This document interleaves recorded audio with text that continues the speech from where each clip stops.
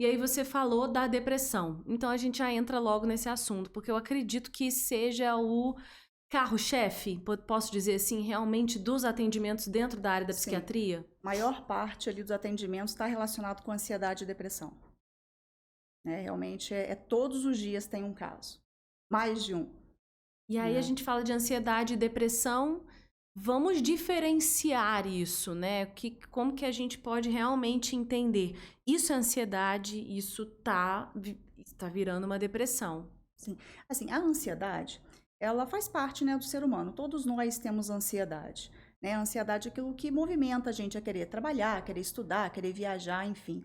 Mas tem um limite considerado normal da ansiedade. O que é ansiedade, né? Exatamente? A ansiedade, quando ela está disfuncional, que é quando a gente orienta, está buscando, né, um acompanhamento, é quando a pessoa passa a ter uma disfuncionalidade no dia a dia, começa a ter prejuízos reais, né? Por exemplo, eu antes conseguia sair para trabalhar normalmente e de repente passo a ter medo de dirigir. Então, eu já preciso de alguém para me levar, preciso chamar um Uber.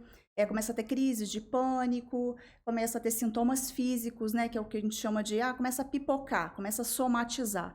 Então, falta de ar, taquicardia, dor no estômago, alterações de intestino, alterações dermatológicas, sabe? Então, geralmente quem chega, né, na psiquiatria ali, com os sintomas de ansiedade já arrastado, geralmente já passou por vários profissionais.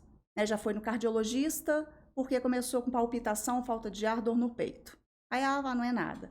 Aí depois vai no gastro, porque tô com dor de estômago e tô tendo diarreia, uma síndrome do intestino irritável. Uhum. Aí às vezes vai no otorrino, porque a sensação de ter alguma coisa agarrada na garganta, fica tonta, labirintite. Uhum. Aí vai no reumato, dores, fibromialgia.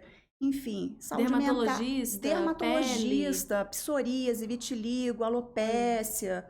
Né? Então é muito comum assim, a gente ver pessoas que já passaram por vários especialistas por conta da ansiedade. Uhum. Né? Então, na verdade, o problema principal é que a ansiedade não é tratado.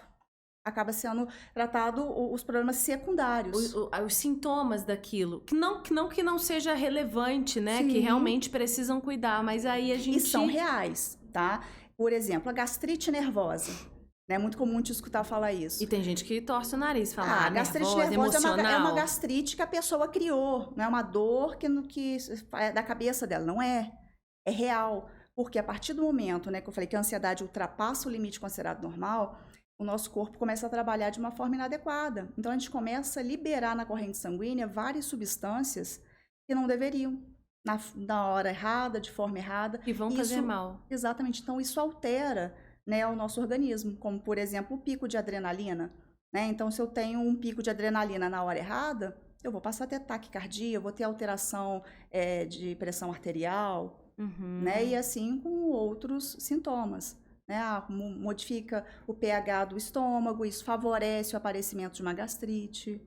Então não dá pra gente assim diminuir realmente o termo emocional, gastrite emocional, gastrite nervosa, ou até mesmo outros, né? Vamos lá, é uma palpitação por ansiedade. Isso é real. É real. É real. É uma modificação bioquímica do corpo. Tipo assim, não é uma doença. Não tá infartando. Mas você tem substâncias circulantes na corrente sanguínea que faz com que seu corpo se prepare, por exemplo, a correr, fugir, lutar. É quando a gente faz o pico de adrenalina.